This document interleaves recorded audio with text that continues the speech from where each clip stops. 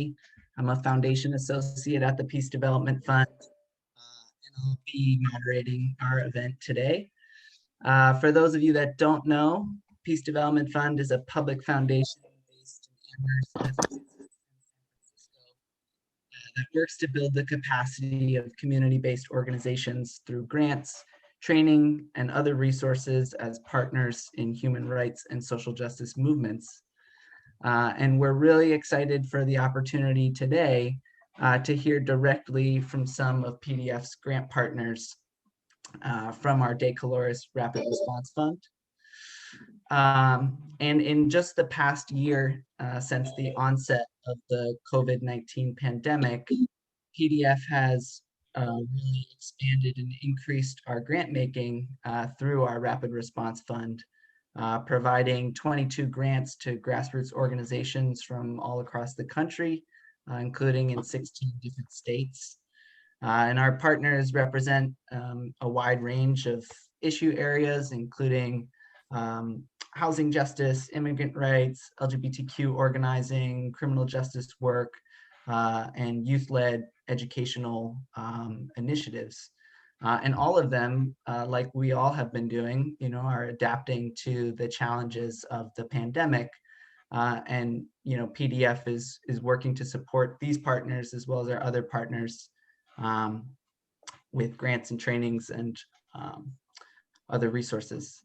But before I introduce our great set of panelists for today, I just want to quickly turn it over to Paul Heibel, PDF's Executive Director, to just explain a little bit about the history and the function of the Decarcerate Rapid Response Fund. So Paul.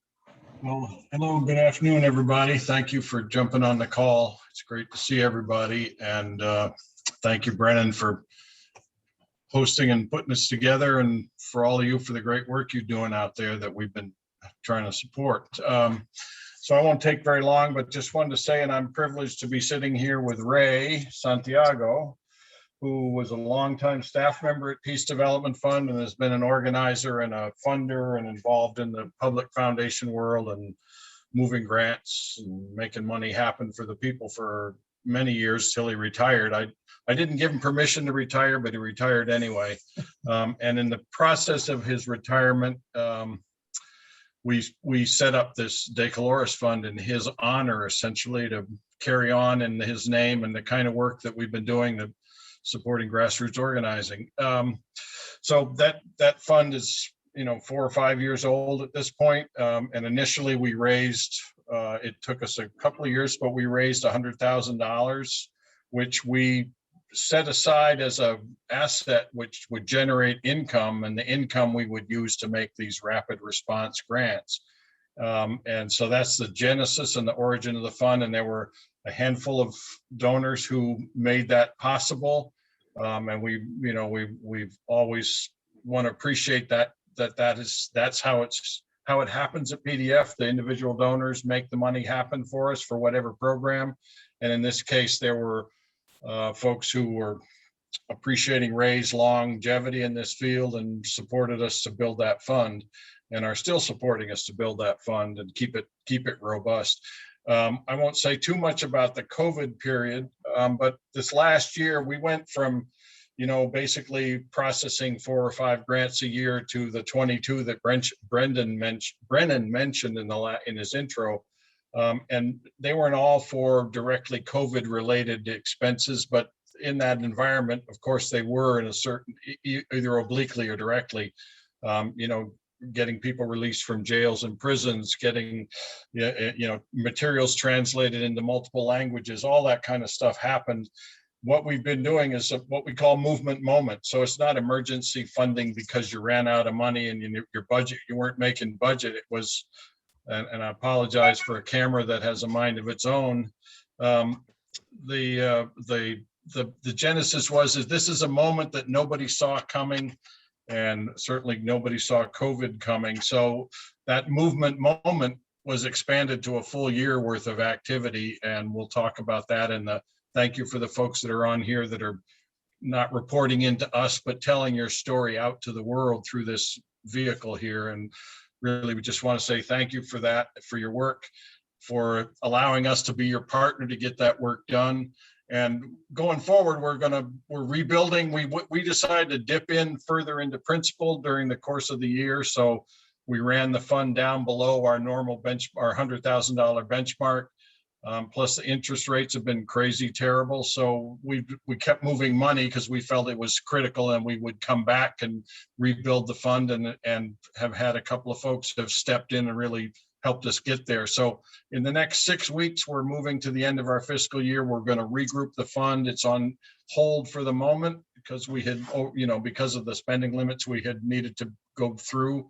But starting in July, new fiscal year, we'll be back open, and we anticipate staying at a higher level of activity than we've had this previous to COVID, but probably not as high as the COVID this last year. So we'll talk more about that. Brennan is really running this meeting. I'm just saying thank you, and making it mild. Anybody, this is an open call. If folks know donors who might want to contribute to something like this, that would be great. We're always raising money for whatever programs we operate, and we appreciate all the support that comes our way for this particular program.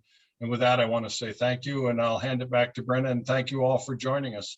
And thank you, Ray, for being here. I want to give him a minute to say, hey, since this was done in his honor, and he came to the office to share the Zoom.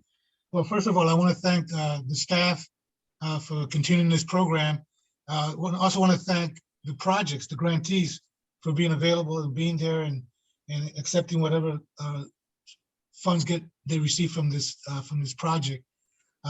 Me personally, I'm always been so glad to know that PDF continues to focus on grassroots organizations and empowering people to lift their voices.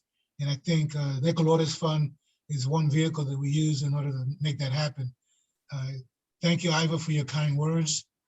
It's great to see other friends and colleagues on the call, and I look forward to just listening and learning more about what's going on with the projects. So I'll leave it at that for now. Take care. Ciao. Great. Thanks so much, Ray, and thanks, Paul. So we're going to dive right in shortly. I wanted to just mention that we will have some time at the end for question and answers, but feel free to put questions into the chat prior to that, and we'll start from there later on in the agenda. And just echoing Paul and Ray, I really want to thank and welcome our panelists today, Elizabeth Venable from the Fund for Empowerment, Kaleem Nazim from Decarcerate, and Mark Mitchell from Chainless Change. And I'd love to start by just having each of you, first introduce yourselves, and then start to share a little bit about your organization's history, mission, constituency, anything that you see fit. And Kaleem, if we could start with you, and then we'll pass it to Elizabeth. My name is Kaleem Nazim. I'm from Little Rock, Arkansas. I'm a formerly incarcerated juvenile. When I was 17 years old, I was given a life without sentence in the Arkansas Department of Correction. I ultimately did 28 years and 8 months of that sentence and was released 2.5 years ago by way of Miller versus Alabama, the juvenile Supreme Court ruling that came down, well, that affected me and that led to my freedom. Decarcerate was formally incorporated as a 501c in 2018, but we have been active since 2015 with a demonstrated track record of racially, economically, and socially diverse leadership, including currently and formerly incarcerated individuals. In the first 2 years of Decarcerate, operated as a community-based organization focused on economic, social, political, and ecological justice. Decisions was made by census at monthly planning meetings after hiring a part-time director in 2017. The Decarcerated formed a leadership team, which included formerly and presently incarcerated individuals.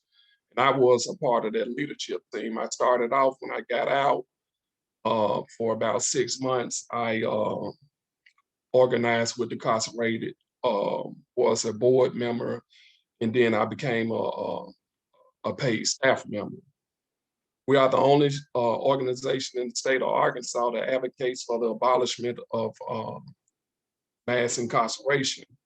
Our accomplishment include 2 annual conferences that brought together a diverse set of Arkansans who featured their stories and stories of impacted individuals. Cutting edge research about incarceration in Arkansas and versions for future cardinal reform. We also launched 2 statewide campaigns in 2018, a campaign to end solitary confinement and the campaign to curb criminal justice debt that has grown to a full-time community organizer. During the 2019 session, we drafted 2 bills that target unpaid prison labor and also the secrecy surrounding solitary confinement. Although neither bill passed, the Arkansas Department of Correction responded to the public attention that was placed on them by disseminating data on its use of solitary confinement. During the 2020, Decarcerate created an online hub for centralized information about the COVID-19 crisis was being handled in the Arkansas criminal justice system. And our organizing work allowed reporters access within the institution, which led to a national report in the New Yorker about the conditions within the in the prison system. So these are just some of the things that we have done and we are doing. So with that, Darryl, thank you for allowing me to share. Great. Thanks so much, Kaleem. And Elizabeth, do you want to jump in next? Are you calling on me?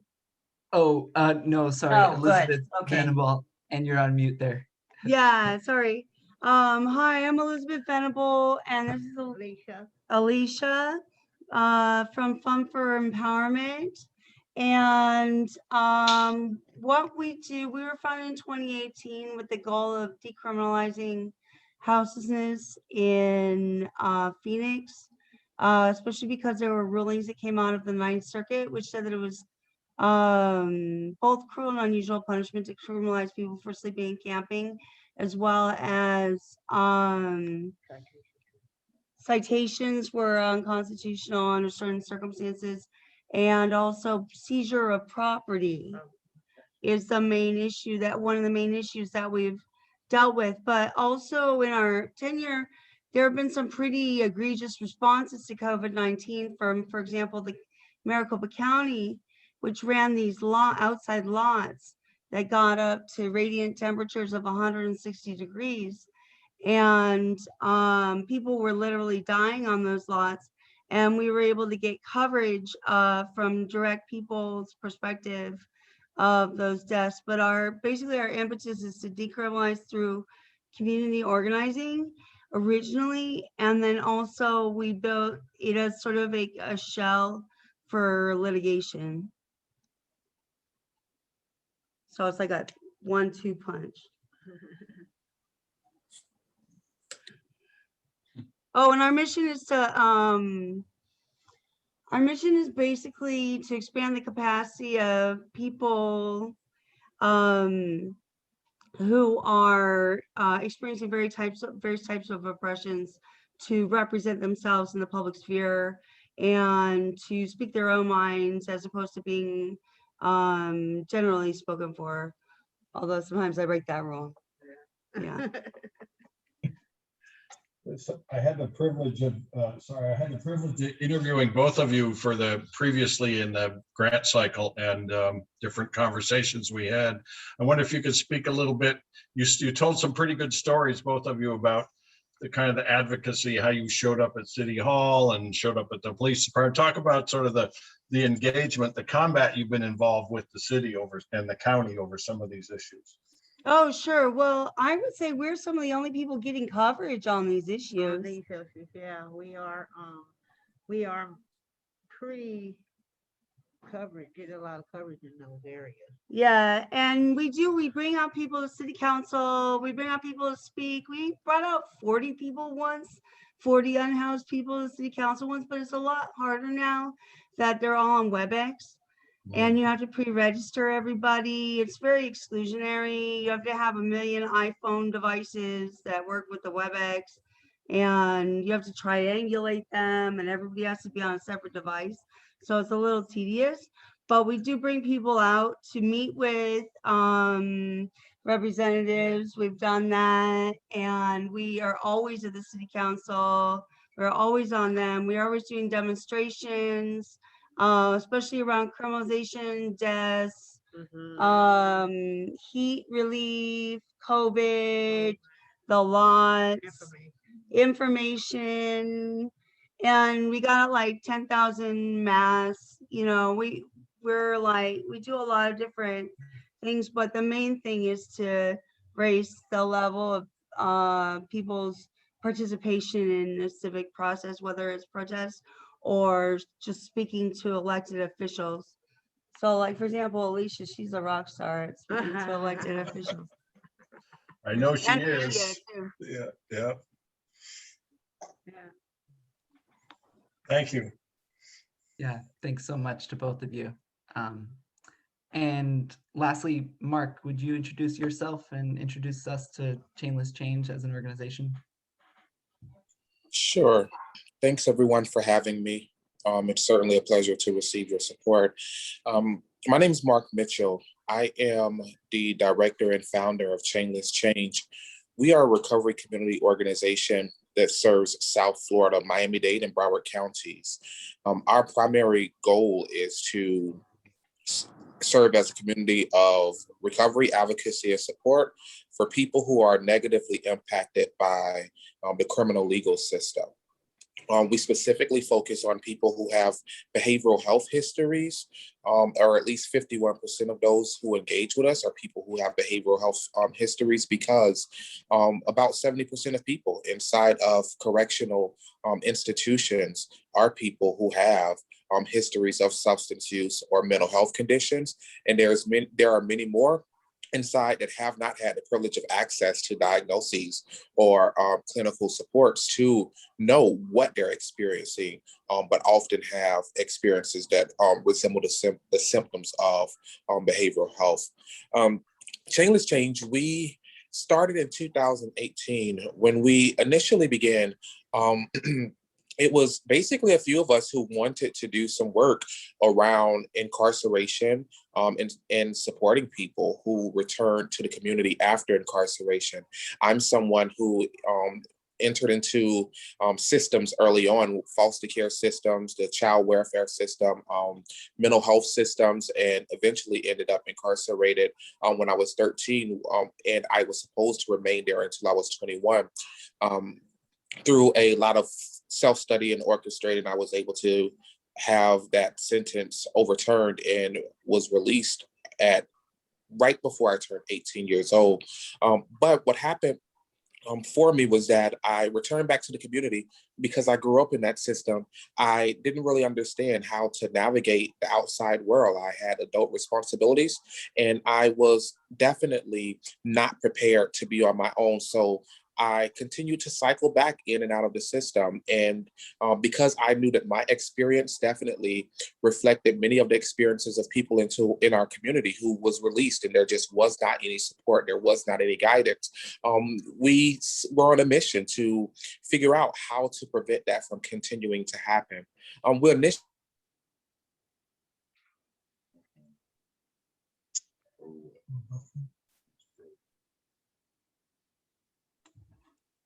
Uh-oh. Mark, I don't know if you can hear us, but we just lost you.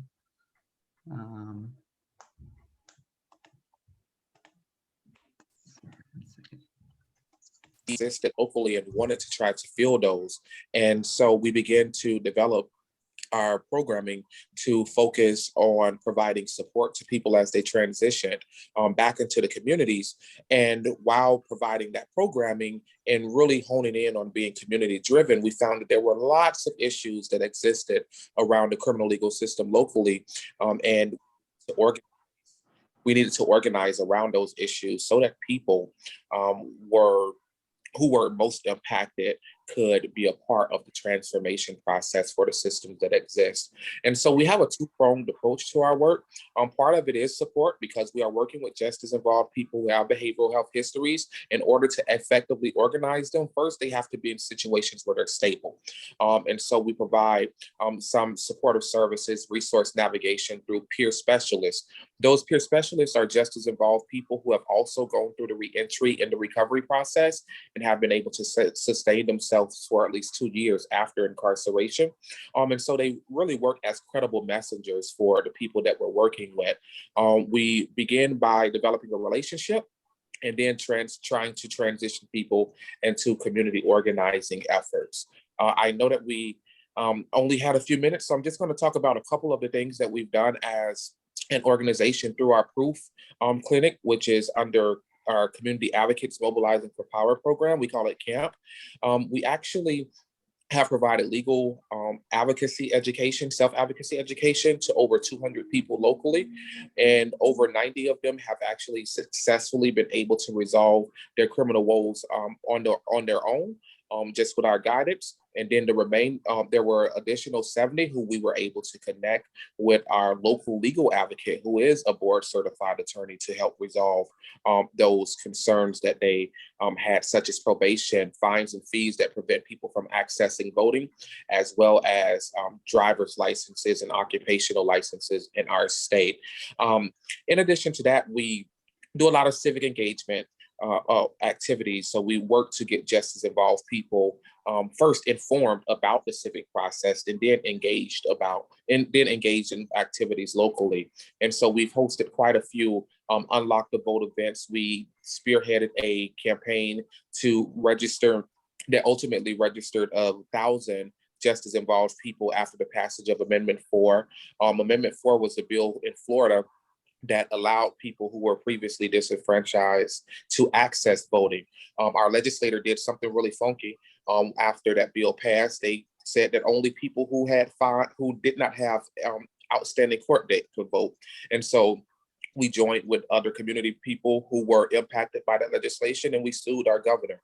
Right now, we're actually suing our governor again because they recently passed an anti-protest bill, which makes it a felony with a minimum mandatory of at least 6 months for anybody who's at a protest that gets violent. Not if you're the violent person, but if you're at a protest that becomes violent.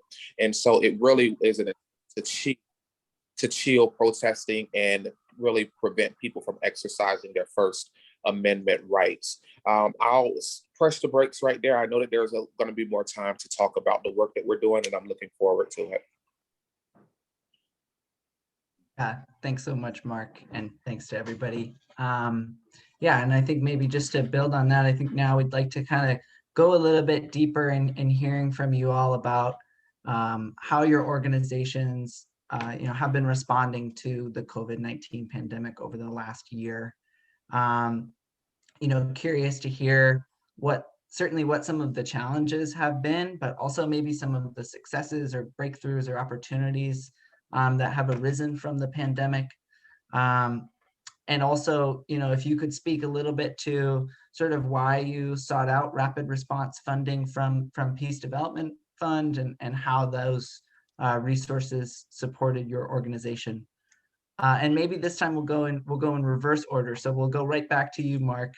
And I do have that video ready if you want me to share that at any point, but I'll just turn it over to you to start. Sure. Well, in the onset of COVID-19 in Broward County, hand sanitizer as well as PPE equipment was forbidden by local institutions. We already know that people inside of institutions experience violence, neglect, and abuse.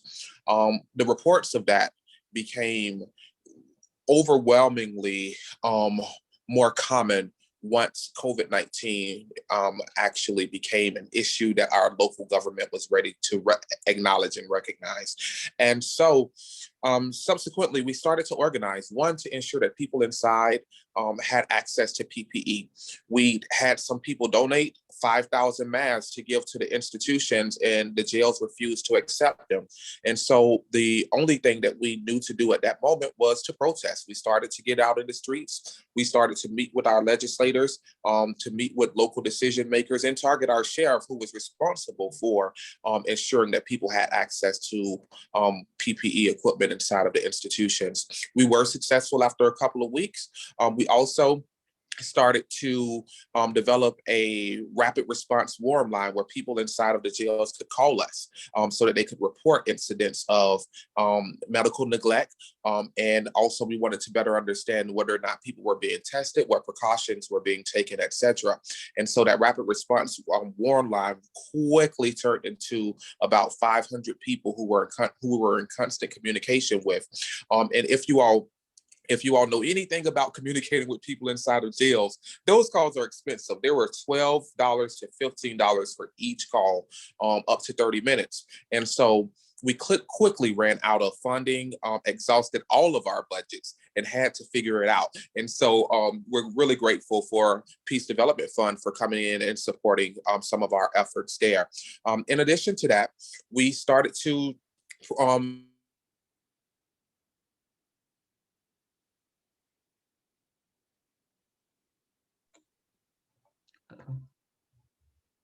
as well as people who are low level and just couldn't afford cash bond, or people who were there for technical violations that were causing them to just sit inside of the institutions while the courts were closed.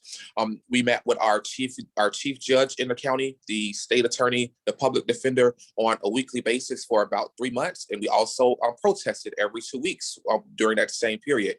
Subsequently, the jail population was reduced by about 1,500 people as a direct result of our efforts and weekly meetings.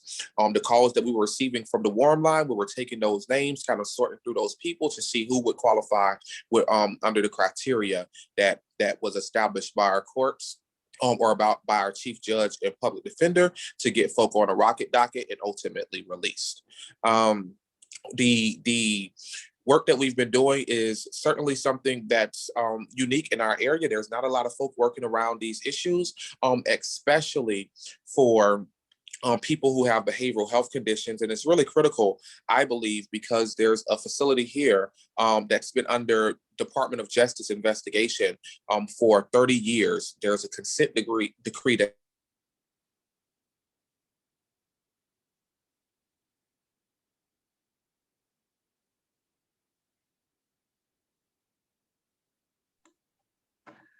Uh-oh.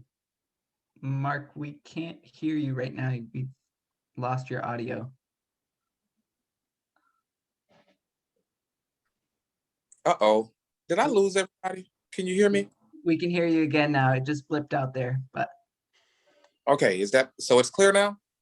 yep, we can hear you. Oh, I was saying, okay, great. What I was saying was that there's a local institution, Broward North Bureau Jail, who's actually been under investigation by the Department of Justice for 30 years. There's a consent decree in place now. And in order for them to actually come into compliance, they just have to go 1 year without violating folks' human rights who are inside of jails. Since 2006, they haven't been able to do that. So that consent decree has remained in place. So the work that we're doing around organizing isn't just for COVID, it's to just protect the help the well-being and ensure that people inside of the jails are actually having their concerns addressed and not subjected to abuse. You can go ahead and show the video from our Decarcerate protest. Sure, and I'd love to hear you talk a little bit. Once I play the video, I'd love to hear you talk a little bit more about that campaign. But let me go ahead and do that. Okay. Because we're concerned that the appropriate measures haven't been taken to ensure that the loss of life does not continue inside of the county jail. During a national pandemic, there's no reason people who are in jail simply because they are too poor to pay their cash bond for nonviolent offenses, there's no reason they shouldn't be home with their families. If someone has already died in Broward County Jail for coronavirus who didn't receive the medical treatment that he deserved and he needed, it's irreprehensible. We have to fix it. And of course, we all know this disproportionately affects the poor and Black and brown communities. And it's not just the jails. All ICE facilities also need to depopulate as well. This state attorney is still asking for cash bail, even in the midst of the worst pandemic that we've had in 100 years. And so folks are sitting in jail simply because they cannot afford their bond. They're sitting in jail on what are called technical violations of probation, meaning that they didn't report to a probation officer or they didn't change their address, and people are sitting there in jail. Someone has already died in our jail. More people are going to die if we don't get people out of jail now. The goal from all of this is to increase awareness so that the local elected officials actually take action and implement policies to reduce the number of people who are incarcerated and ensure that people are treated as people, because whether or not they are incarcerated or have been accused of an offense, they're still human and they still deserve to be protected, and their health and well-being should be a priority.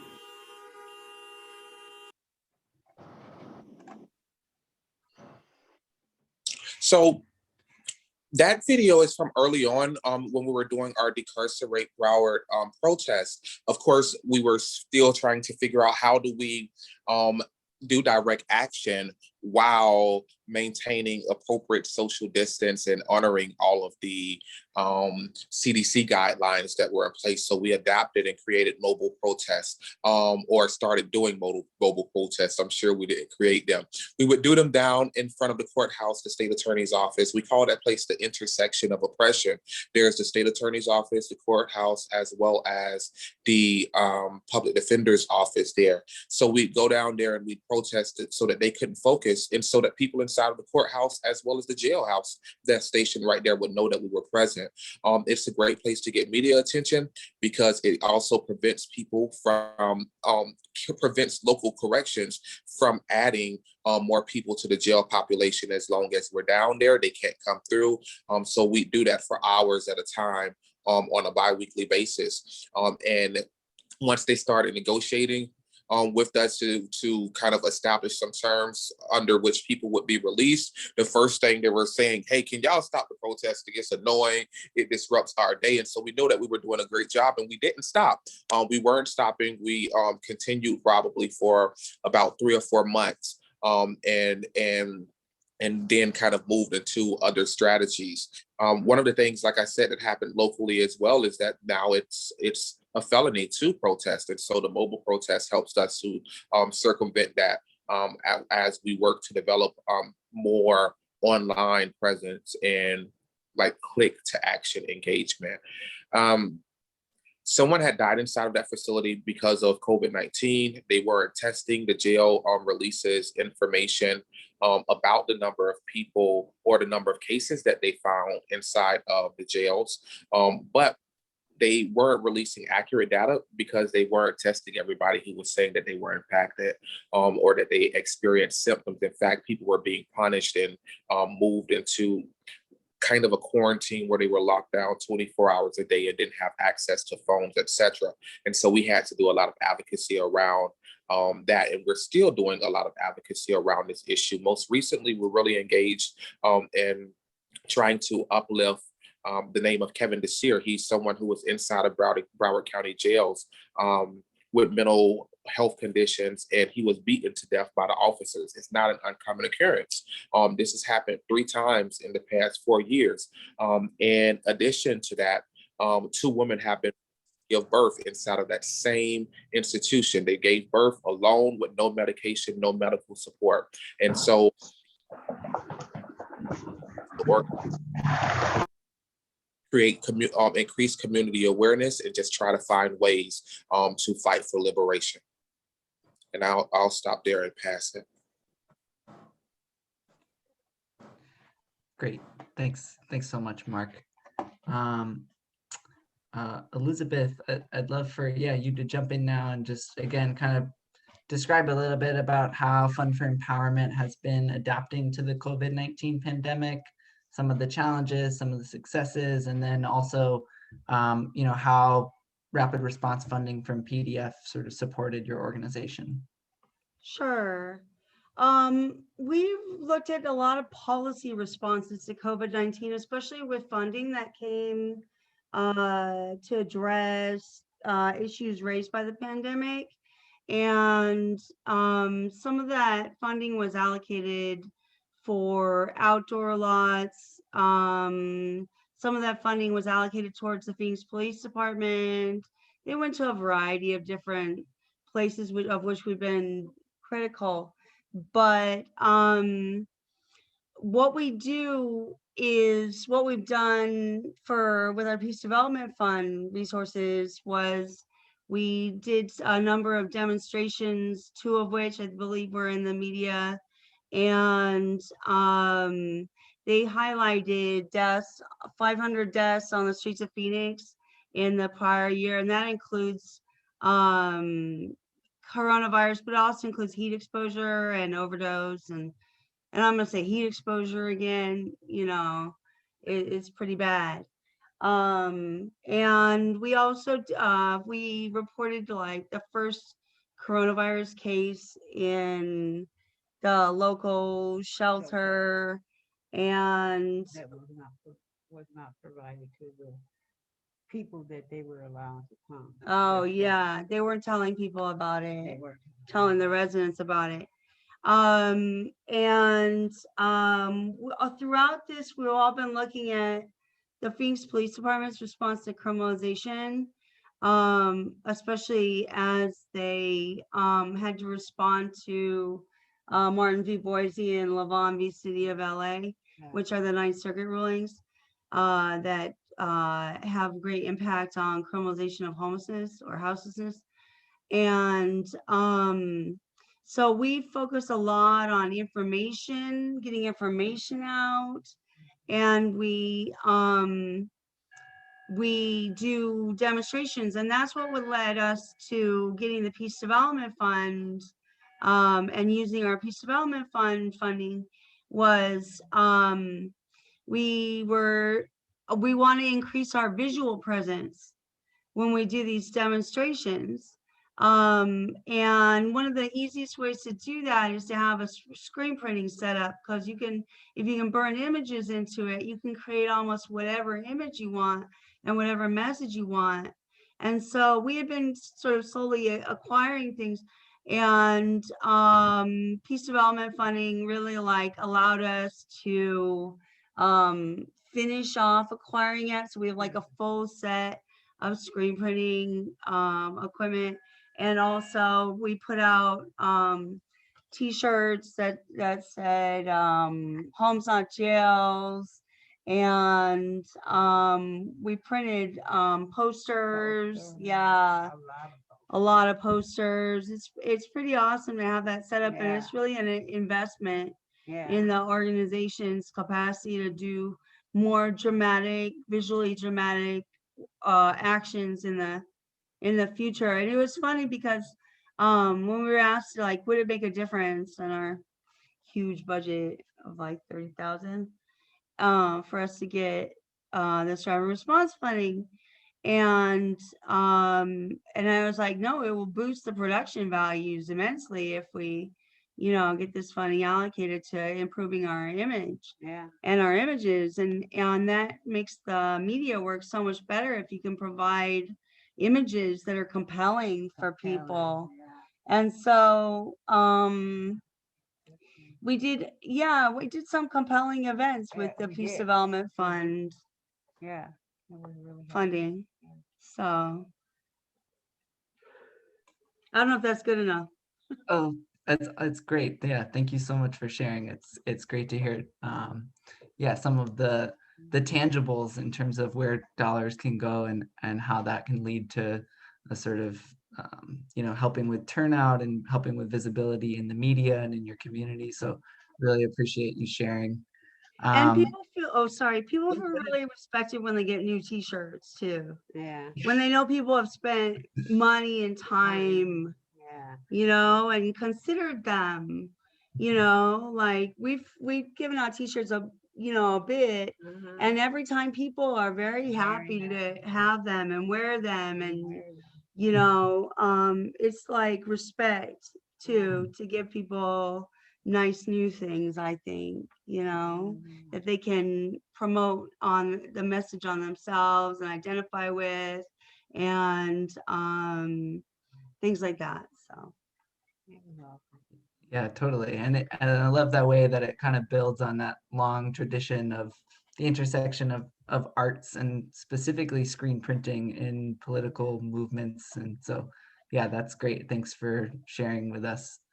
Um, so lastly, before we open up for some questions and more of a dialogue, Kaleem, I'd love to, have you answer to the same prompt around how your organization has been adapting to the COVID pandemic, any challenges or successes that you want to highlight, and then the question around the use of funds from PDF in terms of how it supported your organization.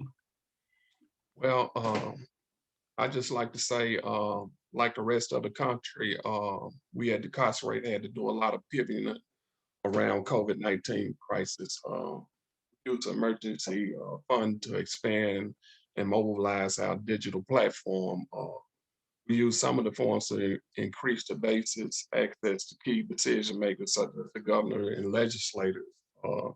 Early in the pandemic, we had Decarcerate heard a lot of horror stories about the state not adequately giving guys the proper protection during the COVID-19 epidemic. And we heard stories like they were placing guys in isolation, um, just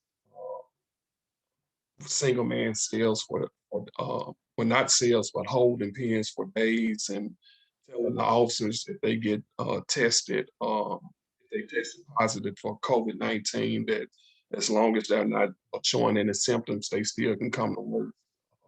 Basically, uh, making the situation worse. So when we heard these stories, our major effort early was to make this information available to the public and also to national reporters. So we mobilized our basis pressure government to release people that were up for early parole and things of that nature down to alleviate some of the overcrowding within the facilities. So we use emergency funds to purchase software to allow family members to wage a massive email campaign toward the governor. And we just like to think that these efforts also led to the governor releasing 100 people early from incarceration. That's not enough though, but something is better than nothing. So we were proud of that achievement there. During the pandemic, I like to think that the prison went on what I like to call a communication lockdown, because they started restricting guys' mail, and it was like they was trying to further isolate the individuals who are incarcerated, where they wasn't allowed to get their voices out. So we became very proactive by putting credits on these guys' emails accounts, so we can have a inside look into the prison system, and also that the family members can be able to better communicate with their family members. So through these efforts, and we were able to get this real-time information. I think it really did put a lot of pressure on the powers that be to pressure them to really start paying more attention to what was going on within the institutions, because we had a couple of legislators who really put some pressure on them, because the information that they were getting out of the institution let the administration know that we understood what was going on in there. So through this advocacy work, I said earlier, there was a newspaper article written by the New Yorker, and it really did kind of change the dynamics of what was going on here in Arkansas, in the way of uh, what were the treatment that was given to the guys who were incarcerated. So in short, the monies that were spent on the emails and getting that firsthand information, I think it was well worth it, and we just like to thank TDF for the funds that were available for this.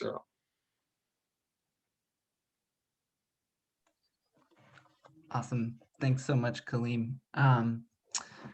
Before we get into to open it up to question and answer for everybody, I'd love to maybe just give you all, or you three or four, the panelists, just an opportunity maybe to ask each other any questions that you might have had or comments. I think even just before people jumped on the Zoom call, we were kind of talking about some of the similarities or connections in your work, and I'd love to just have it be open for you all to ask each other questions or give some comments here, and then we'll open it up for the larger question and answer. I'd like to just say to Marcus, I think that your organization, Change for Change, also kind of mirrors our organization, Decarcerate. And I just like to say, as a formerly incarcerated individual, I appreciate your work that you're doing in Florida, and keep up the good work. So, Liam, I'm proud of you, man. You're doing amazing work. Also, what I was saying before everyone else came in is we started our Decarcerate Broward Coalition last year, where we convened organizations to work towards ending mass incarceration locally, promoting alternatives to incarceration, and also protecting the health and human rights of people who are inside of local facilities. We were thinking, hey, we're going to buy this domain so that all of our organizations can be represented there, and didn't realize, like, oh man, these people beat us to it. And that's when I initially found out about Decarcerate, their organization up in Arkansas. I think that it's amazing and that you're doing extremely, extremely important work. I am interested in hearing from you, Kaleem. What challenges might you have as people transition back into the community with getting them involved in organizing, and how are you navigating through those? Well, that's a good question. And what we have started developing, developing curriculum for guys who are just getting out, and we're teaching them communication skills. We're teaching them how to effectively lobby their legislators and things of that nature. So we are developing the curriculum now, and we're hoping to put that curriculum out on a platform this July or August at the latest. So we have started the process of hiring curriculum writers and things of that nature.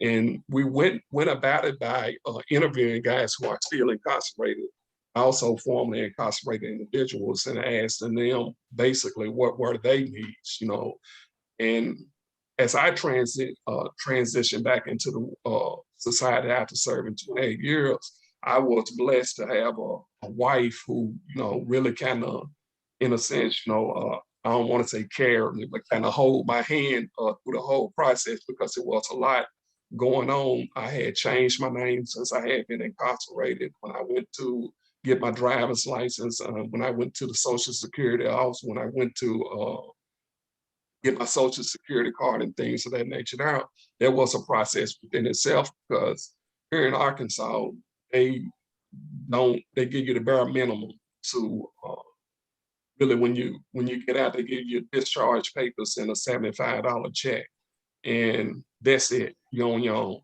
So I was blessed enough to have a wife and a good support team that I had built when I was incarcerated.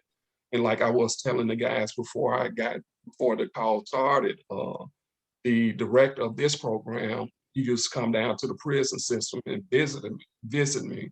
So, he was a part of my support team too when I got out. So it's important to have a support team, but I understand that everyone don't. So that's why we're at Decarcerate trying to develop those avenues now. So when people do get out, you know what I'm saying, they have someone to come to, someone to turn to. So since I've been out, what I have been doing, I been in communication with the goodwill here up in Jonesboro, Wyman, who do job placements. I have been in contact with the express service and things of that nature there, because even though it's not formalized yet, I just want to have these type of resources to offer my friends and my loved ones when they do get out that don't have the support that I had.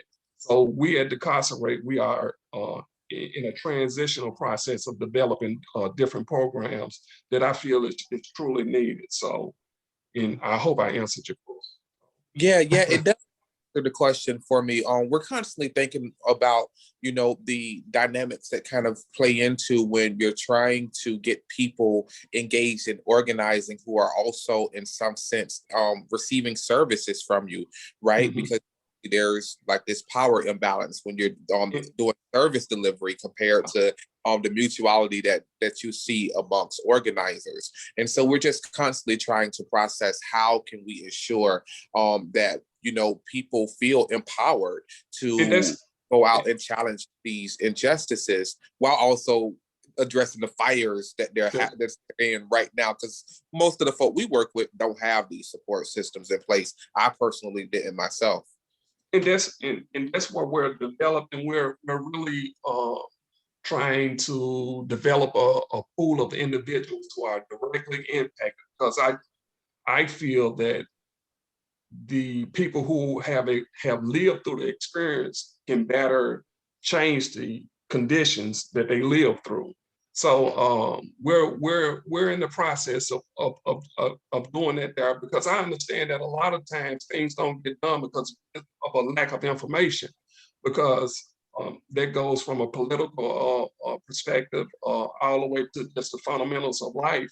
Things don't get taken care of for the lack of information. So we're trying to empower people with information when they come out, what you're entitled to, what you can get. Just like me, when I came out a month or two after my release, I enrolled in college.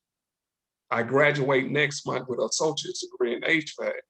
But the myth was, if you have a felony, then you can't, get assistance. But that's just fundamentally untrue. A month after I was released, I voted for the first time. But the myth is, if you have a felony, then you can't vote. But that's not true. So a lot of the things that we're developing is we're trying to teach individuals their rights and debunk some of the myths that's associated with guys who have been incarcerated. So as I say, we're developing that program as we speak.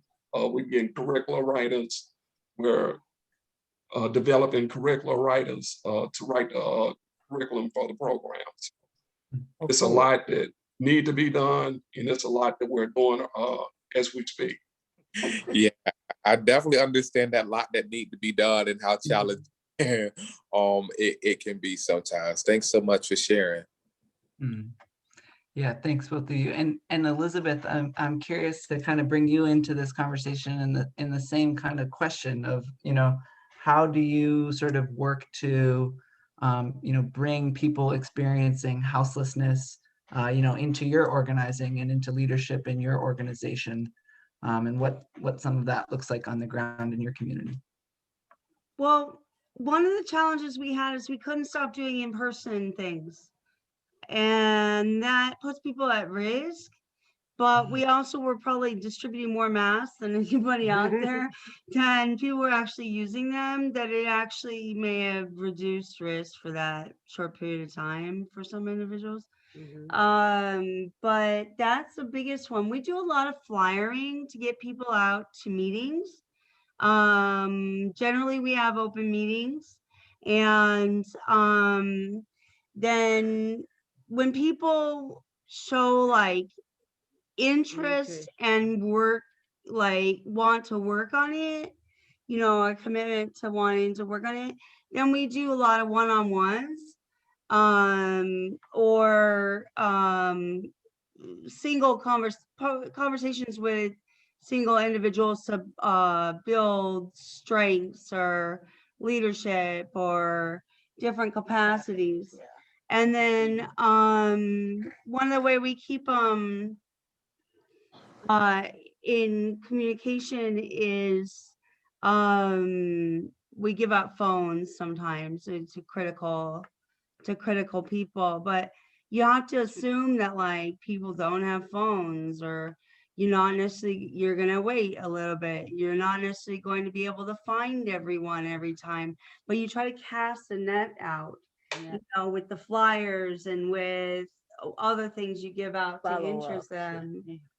And you follow up with them, and you develop relationships with them on the ground. And Alicia was actually on those lots, so she had a lot of pre-existing relationships. But mine were mostly through running the meetings and through doing the protests and things like that. And we have other people too, obviously. But it really is about, we couldn't stop interacting with people because there was just no way. There's no way to organize over Zoom with unhoused people. It's just too much of an expectation of technology, and you have to have fast internet on your phone and things like that. So I guess that was a little bit perilous, but it was also normal in some ways.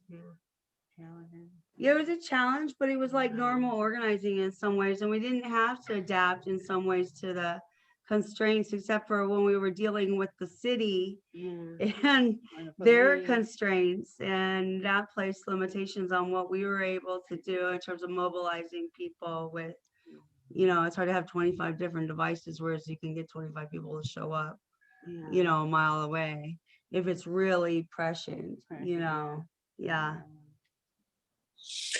Elizabeth, I imagine that with you working with the houseless population, that there's definitely a need for supportive services as well. How are you navigating that terrain? I would say that we provide more referrals to supportive services than we are a service provider. We create a warm, safe space for people to share. But we don't want to conflict our role, because sometimes it's very difficult to provide those services at the same time you do advocacy. And I feel like dollar for dollar, the advocacy provides more change, and in the end provides more services.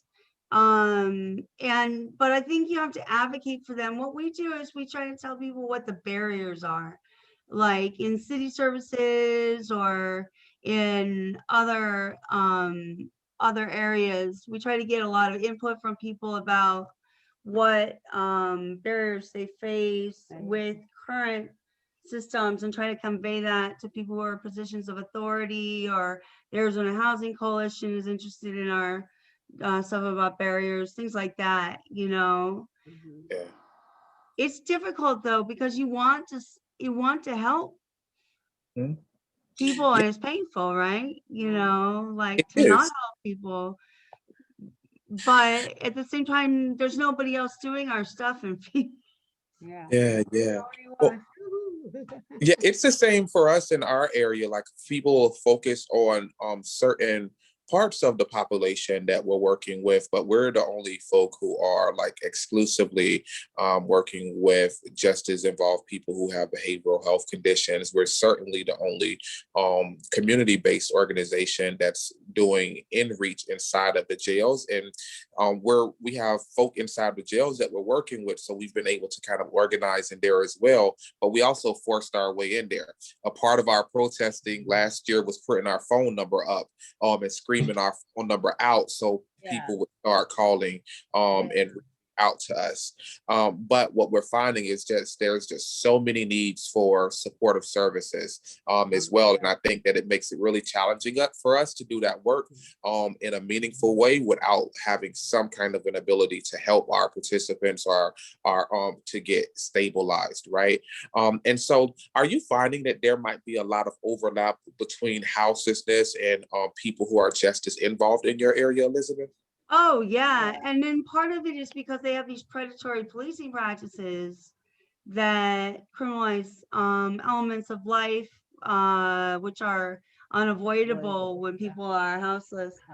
Yeah. And so not only do you have people who can't obtain housing from maybe a federal level because say they have a certain type of charge, like drug charges especially, you know, they fall through the cracks a lot. We have a lot of members that are justice involved, and but it's also that we deal with these predatory laws and practices that make people justice involved, even if they weren't to begin with, you know. Great. And they're very systematic. So I would say that we do have a lot of justice involved individuals, and we work with like some groups that are similar to you all, but not the same because they're not behavioral health. But we work with like Mass Liberation Arizona and groups like that who are more specifically. Oh, you know Mass Liberation Arizona? I do. Yeah, they're awesome. I love Maslow. I'm on their board, but I love them. We have had some success stories for as the voters, for people voting. We had rights restoration. And we've done some referrals for rights restoration too. But we might also, with Maslow, we might also partner with them and transfer Pueblo to do expungements under the new Prop 207 medical marijuana thing. Yeah. And so if we get the money for that, then we'll be doing a lot of expungements. Which would be so awesome. I'm definitely going to try to follow up with you offline, Elizabeth. I have your email because we are now negotiating with the county to try to get them to provide support for people who are exiting incarceration houselessness. Because right now, if people are in jail and they don't have a place to go, they can't get out of jail, and there's no way to get on a housing list from inside of the institution. So one of the things we do is provide emergency housing for folk, but it's just not enough resources, and continuing to provide that support, right, doesn't really address the root of the issue. And so we've been trying to force our county's hand to actually implement something to ensure that there is a kind of a continuum of care as people leave incarceration and have better access to stability. Yeah, the only program I know that prioritizes people who are exiting criminal justice system for services is food stamps. Yep. Or Social Security. Oh, Social Security. I didn't know that. Have a medical can expedite the process, but that also has to come from the corrections facility before they are released. If it's not done before they're released, then they start the process, and it could take 2 years once they're out. Yeah. Wow. Well, I certainly like to thank you, you and Colleen, for your work. It's awesome that you're doing it. And thank you as well. It's a lot into it, and just keep it up and keep the faith. And I do believe that soon a change will come. Sooner or Agreed. later. We're going to fight to create that change. That's what all of us are doing. That's right. That's the change that we're looking for. So absolutely. We just have to stay with it. You have to stay with it. We can't fall off. You know, we have to stay with it. But so I do appreciate and congratulate you both on what you're doing in Florida and also in Arkansas. We'll appreciate you as well. Thanks for the very important work that you're doing. And I agree, we have to stay with it, which is why it's important to equip people to get out in the fight. Yes. Thanks so much, Alicia, Mark, Elizabeth, Kaleem. It's great to hear you all in dialogue with one another, and you know, particularly about some of the like intersections of your work, whether it's in Florida, Arkansas, or Arizona. You know, some of these issues are you know, the same or similar in these different contexts. But I'd love to give people in attendance here a chance to ask any questions. You can just unmute yourself and ask if you prefer, or you can put it in writing in the chat and one of us can read on your behalf. I see Paul has his finger up, so maybe you want to start us off. Yeah, I had two quick pieces. Thank you all for sure. I mean, we could have these stories and have this I mean, this is an organizing moment, connecting you all together. It's one of the things we love to do at PDF is hook folks up and get out of the way, so to speak. So, well, you all are awesome, and we really appreciate your work. I wanted to say there are several staff on the call. There's Rose Westbrook, there's Emily Seraphy Cox, Brennan Tierney you met, and somewhere was Delia's here. And then we got two board members, which is Tina Reynolds and Iva Kaufman. I wanted to make sure to introduce them. And I thought, you know, we'd love to solicit some feedback around, you know, how do we improve this program? Obviously, more money is always an issue. Can they be bigger grants? Can we raise more of a capacity to do this? But, you know, that's our challenge on the raising side. But from you all, if there's, you know, things we could do to improve the way the program functions for you, that would be great to learn. And I didn't know if either Tina or Iva as board members wanted to had a question for any of you all. And that's kind of what I'm putting on the table is a little feedback if you're willing or want to do it. You know, if it was more detailed and you wanted to have a conversation with one of us offline about things that challenges or however the program maybe worked for you, or if there's questions for us. But you know, I don't know if our board members had anything that they wanted to ask or comment on. So Tina's got her hand up. Yeah. Why don't we let folks respond to that, and then Tina, we'll call on you next.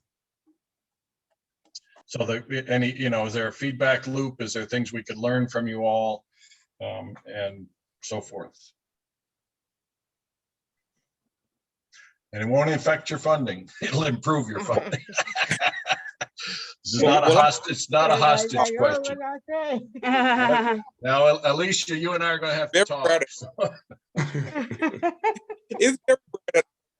One of the things that Brent and I have kind of been going back and forth on is the reality that our organization does a combination of support and advocacy work, right? And so that places us in a different category, but also because of it's easier to fund our support work than it is the advocacy work. Our budget kind of puts us out of the parameters that are allowed to receive some of the support that we think would be critical for our organization from PDF. We're particularly interested in the sustainability project and wanted to figure out how can we transition from being this recipient to getting the technical assistance there so that we can really sustain our work long term. And so if there was any feedback, it would just kind of be to consider that on an individual basis and find other ways to connect organizations to the other avenues of support. We also just found out that you all have a donor advised fund while we're trying to scramble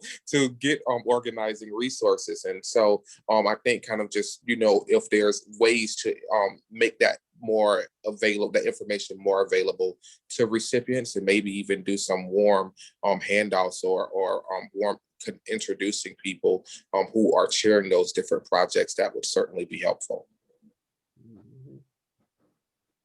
Thank you for that. I could pitch that question briefly to Delia if she's willing. Yeah, I think that we should definitely set up a call so we don't take up everyone's time on this to talk about the sustainability project. That's one of the programs that I run that is capacity training for organizers. And it's a 3-year commitment between the organization and PDF. So let's talk about that and see if we can connect you with that. And I think that for the donor advised funds, it's always open for any groups to submit a letter of intent, which is just a very small application, and that there's a link on our website to do that. And all of our donor advised funds are advised by donors, and so they're the ones who make the recommendations to funding for that. So PDF doesn't control the minds of our donors. But I'm happy to pass along letters of intent to donors who might be interested in funding your work. So those are two really good questions. So I'll follow up with you. Thank you. Thank you. I don't really think we had any impediments. It was pretty good turnaround time, and it was at a good time for us, and it was needed at that particular time. So we didn't really experience any problems. Although our address, you might want to correct our address in your database. Yeah. Yeah. We'll follow up about Yeah. that too. I'm in the database right now. Put your address in the chat privately to me. Yeah, this was certainly easy for us to access. It was easier for us to access than most other avenues. I do want to acknowledge that, and really, really prompt responses from everyone. I would have loved to connect it to Kaleem a little while ago so we could talk through strategy too. But I certainly, we all appreciate the support that we've received from the fund. Yeah, and I was gonna say before we get off this call, I would like to have your information, Marquise. That way we can, talk offline, circle back around with you. But as far as the funds and the grant, that's kind of outside of my wheelhouse. But I'm sure that we would like to correlate with different organizations who is basically doing the same work. That's a no-brainer, and I feel be within my discretion to advocate that for Decarcerate. Thanks, Kaleem, and thanks everybody. Tina, I see your hand up. Do you want to jump in next? Yeah, can you all hear me?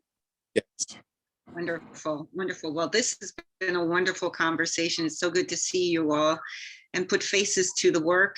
I, of course, know Mark when working through CJI. We've met before, and I admire the work and him as a young man of doing this work, and just the vision that he has, along with what he shared with his team to build out and grow.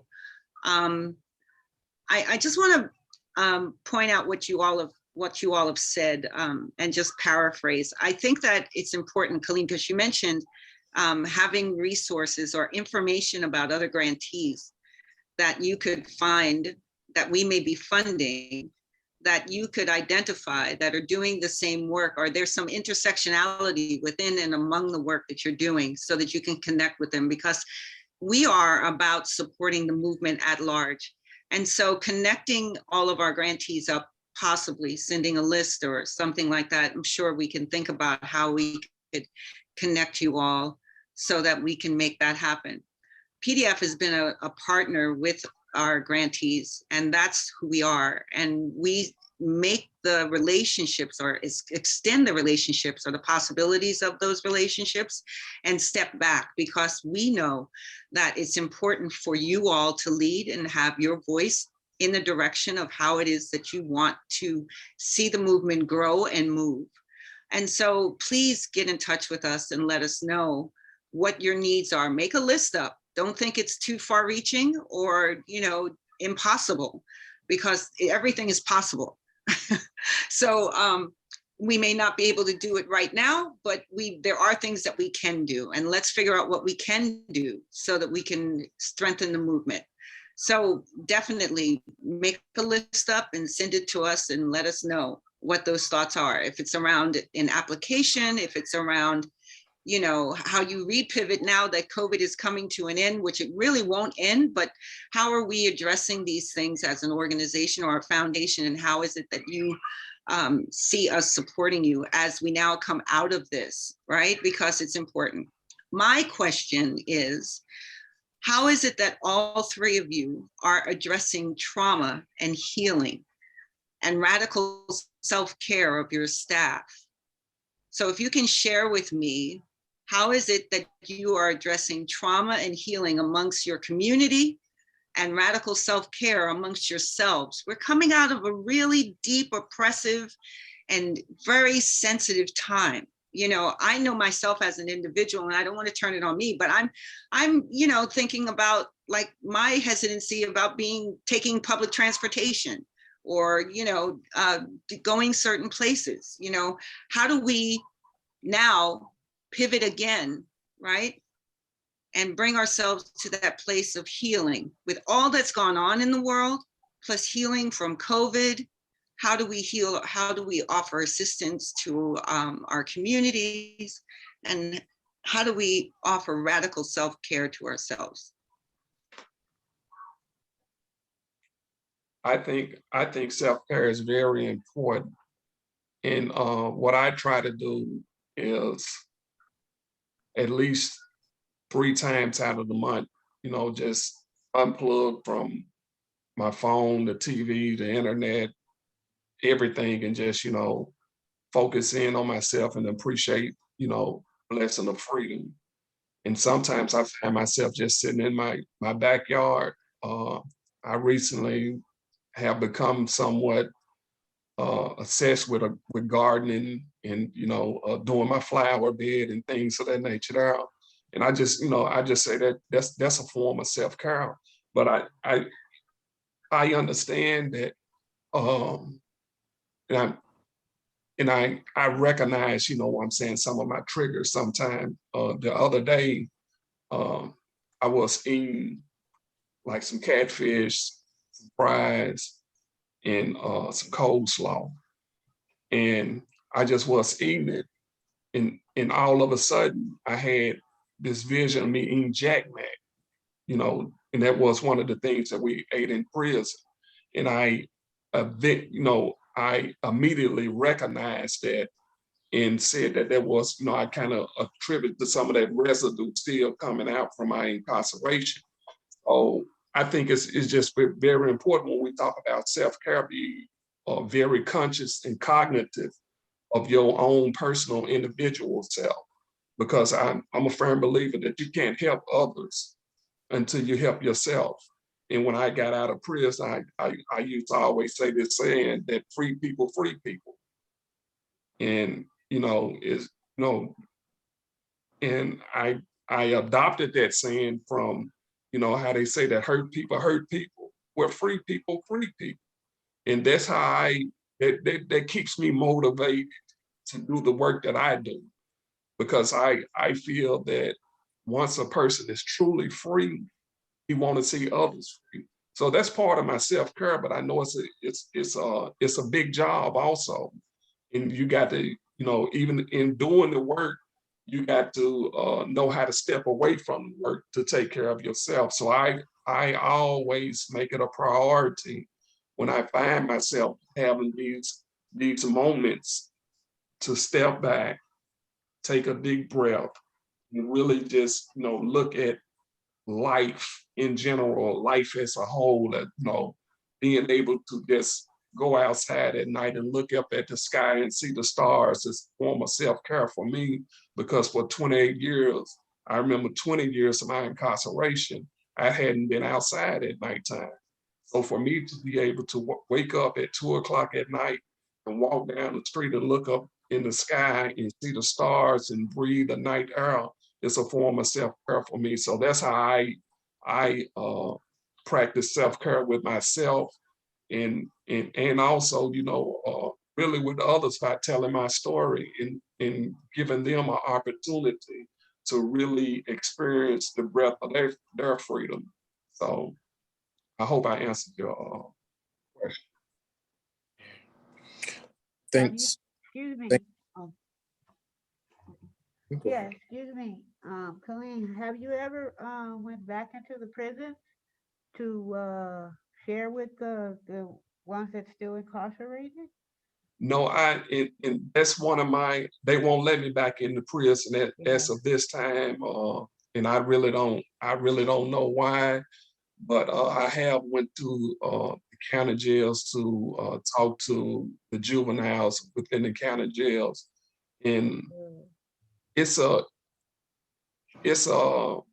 was an experience, to say the least, when I walked back in the county jail, because it was the same county jail that I had walked through when I was a juvenile more than 30 years ago. So it was a humbling experience. And I can't really describe it in words, but I just knew I had to be there because I wanted to, kind of affect change on those juveniles who are, I seen going down the same path that I had once.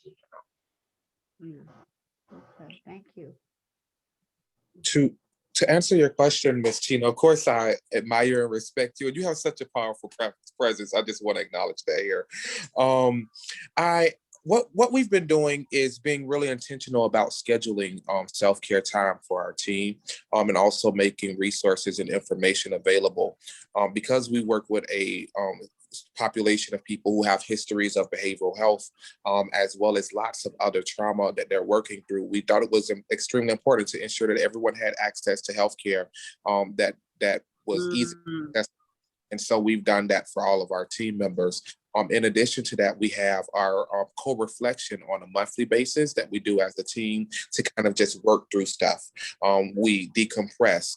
We've also have once a month therapy from a group therapy where all of us just kind of come and talk and work through things. And we've made therapists available for our team members through a partnership with the local university here. We're also engaging in self-care activities. Like next weekend, we're all doing yoga, and it's just yoga and lunch. And it's something I've never done before. A couple of them like, where did you come up with this? But we're just constantly exploring different unique strategies to promote health and wellness amongst our team, and ensuring that people aren't burnt out. And so even though our team members does have access to benefits, we ensure that they don't work over 32 hours a week unless they want to, so that they have time to maintain work-life balance or engage in whatever hobbies they might have. So we, of course, have to ensure that we compensate them fairly, so that only working 32-hour weeks doesn't result in them having to make a decision to go somewhere where they will work more and make more money. And we're always just trying to find ways to promote health and well-being, and encourage our team members to engage in self-care. We've also started to develop material to send to people inside of jail, kind of like really exercise routines and different strategies around mindfulness that they can use inside as well. Great, thank you. Absolutely. Thanks for asking. Yeah. So to share about your constituency, you're working with folks that have been impacted by mental health issues, maybe even before they went to jail or prison, but coming out. And you're asking folks to become involved in the work, right? How are you supporting folks who are living with this so that they can maintain their health? Well, one of the things that's really, really important for us, like I said, is the supportive services, ensuring that people have access to the things that they need to survive and to thrive. And so that's really important. But also we have been incorporating our participants, or people who organize in our, we call it a recovery community. So people who are part of our community, we do community events with them as well. Like we're doing an axe throwing thing, and we do this smash where there's a bunch of electronics and we just go smash them, and then talk about how that felt afterwards. And so we're just constantly exploring things that we could try that might be new for all of us. And so while we're doing these self-care and group activities, we're also getting them involved in community service stuff once a month as well, so that we are able to bash stigma and show people that we can live healthy, productive lives and contribute to the community. And so I think doing that also helps people to sort through and work through some of the trauma and the feelings of isolation and all of the things that comes with the history of arrest and incarceration. Great. Thank you so much. And thank you all for being here. I really appreciate it. Thank you. Yeah, thanks everybody so much. And we only got 2 minutes left here till the 5 o'clock hour. And I just want to say thank you to everybody for being here today, and especially to, panelists for, speaking with us, and of course for the important work that you're doing in your communities. And maybe just as a way to close out this space today, there was a question in the chat that said that, with all the challenges that we're facing right now, like what is bringing you hope right now? So maybe we can just close by going around and hearing from our presenters today about answering that question. And maybe we'll start with you, Elizabeth and Alicia. I think what gives me hope is that we're going to win. we're clearly gonna win because Fuchs is really in violation of all these rulings. And we got, we've got support from you guys and some other people for community organizing, but we've also got support for litigation. And so I just feel like we're gonna knock it out of the pool, or knock it out of the whatever, the ballpark. The ballpark out of the pool. The pool is behind us. Park. Anyways, but that's what gives me hope. What do you think, Alicia? Oh, I just think that what gives me hope is the COVID is going, it's gone, and it's just the hope that that we're still here and we're still pushing forward to believe that sooner or later all these things are going to come together, and we will hopefully see housing for people, and that's our goal, is that we want people to be of change. We had a few success stories to where people receive cars and and just different things to change their lives. So I just hope that it's a life-changing experience of what we're doing to help people to see that it can be done. Mm. Thanks so much, Elizabeth and Alicia. Mark, maybe you next, and then Kaleem, you can close us out. Sure. I find hope in the incremental changes that we see, in being able to celebrate the small successes, as well as the large ones, and acknowledging them all as important, and moving us forward. And I also find hope in seeing our community grow and people feeling as if they're included and a part of something that is greater than themselves. And for that, I'm eternally grateful. And the fact that we're all having this conversation today, thinking through ways that we can change our communities, that we can organize and build power, is also where I certainly feel inspired and find hope, because there are more people out here that's engaged in this fight who are really intentional about doing the best that they can to transform the communities that they live in. And with all of us working to do our part in our own backyard, we can make this world a better place.